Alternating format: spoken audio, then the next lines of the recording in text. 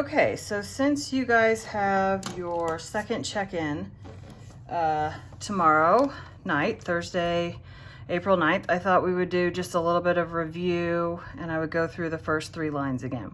Okay, things we've covered.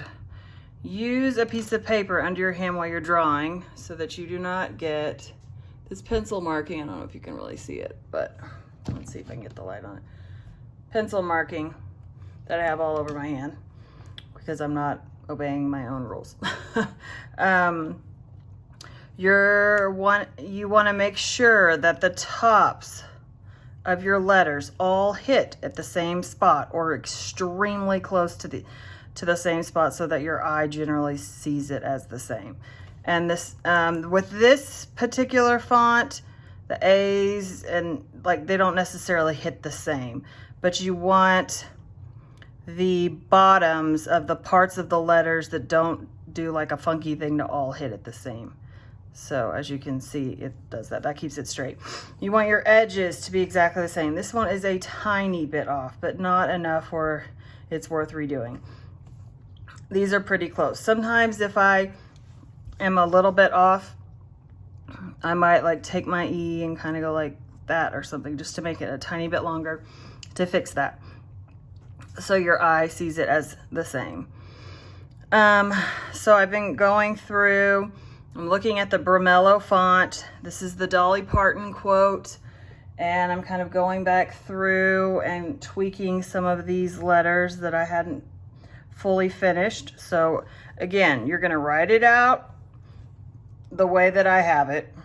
And that's what these lines are for, so that you can see. That's why everyone had to, for the most part, almost everyone had to tweak their grids, because there's no point in making a grid if your grid isn't straight, because then you won't be able to tell how you've done things incorrectly. So because my grid is correct, I can see exactly where things hit, so I can know if I've got things right. You don't want to bunch up your words like I talked about yesterday. I still haven't fixed this, but on this one, how faith is kind of smushed together because I need to move remain down just a tiny bit. You know, when you're in that kind of situation, you're going to take the letters that are fatter and make them almost indiscernible to the eye a little bit thinner so that you can fit everything on without it looking squished. So as I go through here and I look at my H, I'm trying to make sure they look the same. They don't exactly look the same. So then I have to decide, which of the H's I like better, and how to make them look the same so that it looks professional when I'm finished. But as you can see, these are the first version of how I've done it. And then I have to go back through and make it thicker. So I look at the font on the screen of my computer, phone, whatever I'm using, tablet, on the website dafont.com. For those of you who may have not caught this, one of the very early videos I did was navigating dafont.com, and it was a screencastify video. It's not a super long one, so you'll want to watch that. So I'm kind of when you're at this point, you're getting ready to turn it in. 1, if your stuff is not completely even and lined up perfectly, I am going to have you fix it, because that's the entire point of this assignment. I know it's picky and annoying, but if someday when you're getting married, you're not going to hire someone to letter if you decided to have a calligrapher letter all of your invitations and have them be like, it was close. The whole point is for us to learn how to lay this out. And even though that may not be super fun, the skill that you'll take away from this will allow you to be more creative with stuff in the future. And I'm giving you 3 weeks on this assignment because I changed the due date from Monday the 13th to Monday the 20th. So that's what we're going to be working on. So when you're sending me your stuff tomorrow night and I'm editing it, I'm going to be pointing out where your lines are going off. So you might as well look at that and try to get it fixed to begin with. So this is the first 3 lines of the Bramello font of the Dolly Parton quote, which you could have also done in the masculine script. And now we're going to look at the first 3 lines of the Bible verse, 1 Corinthians 13:13. And this is in the masculine script, but again, you could have done it in the Bramello script. You would still put the same amount of words on each line. You just might not have such big spaces between the margins, because this is our margin on every side. And let me put this into my website real quick, dafont.com, and change the font. So I'm going to put in and now these, and then I'm going to change the font to masculine from Bramello.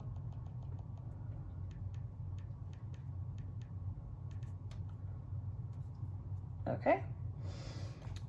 And so now I'm going to look at the word now, because I hadn't finished that one, and I'm going to go back through and thicken it up. And this one, like I've said multiple times on all the other videos, is a very traditional font that looks like pretty much the way you're taught to do cursive, minus a few little details, like this N right here.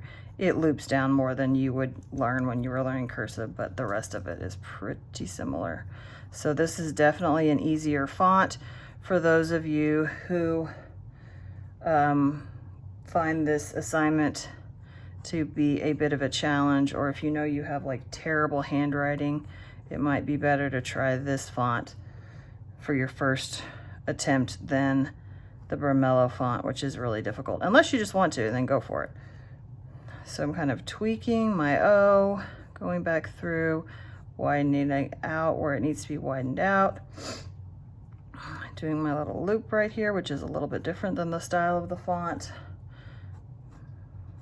But again, as long as I do that on all of my O's, then that is all that matters. Okay, working on my W. It was kind of tricky when I was trying to pick out fonts for you guys to use, because I wanted to get like a stereotypical girly kind of font, or I guess I just picked the one I like the best, which is Bramello.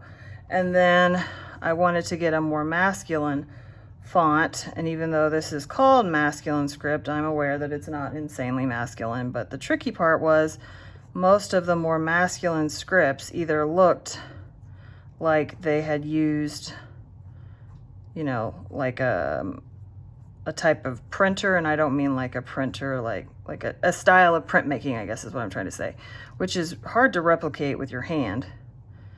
And then, so like, you know how when we've done those projects in the past, if you're in 8th grade, where we did printmaking and we did linoleum cuts, it looked more like that, which is tricky to do again with your hand, or it looked just like print, which didn't seem like I would be teaching you very much. Okay, so anyway, that's what you do. You go through, you make sure you've got it all laid out the same. You make sure your words are hitting the same level. Like I can tell as I'm looking at this that and is a little bit higher up than now. So these are the kind of things that I would need to tweak. So just keep this stuff in mind. Remember, you've got to get this to me by midnight midnight tomorrow night, which will be Thursday, because I'm making this on Wednesday. Sorry, that was probably confusing. This is due Thursday, April 9th by midnight. If you want to give it to me before, that's great. Please turn it in on time so that I'm not having to track you down and figure out where your assignment is. I hope you guys are enjoying this assignment. I know some of you definitely are, and I'm sure some of you are not. But I'm proud of you for trying, and if you have any questions, let me know. Thanks.